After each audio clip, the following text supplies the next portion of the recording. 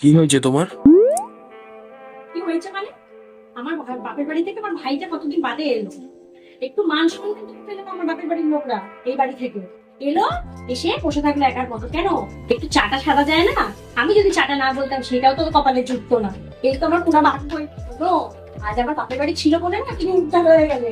কে করেছে তোমার জন্য? তোমার বাপের বাড়ির লোক প্ল্যান করেছে, সব তো আমার বাপের বাড়ির লোক করেছে। আর এই আমি করেছি।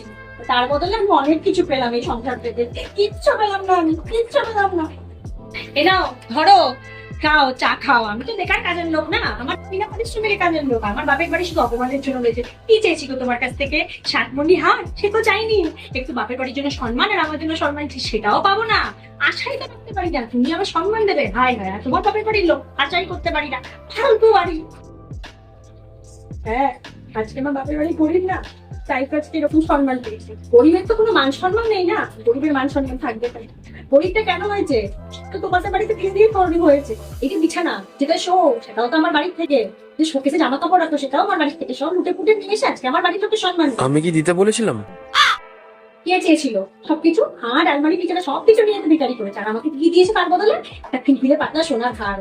তাদের আবার বড় বড় কথা। সব লুটে পুটে নিয়ে এসে আজকে একটু সম্মানটুকু দিল না আমাকে। ফালতু বাড়ি। ঝি বানিয়ে রেখেছে ঝি। আমি হচ্ছে বিনা পয়সার ঝি, মান সম্মান পাবো না, কিন্তু অপমানটাকে ভালো করে পাবো না। বাপের বাড়ি সম্মান পায় না, আমার বাড়ি আমি সম্মান পাই। এটা আমার বাড়ি। ফালতু বাড়ি।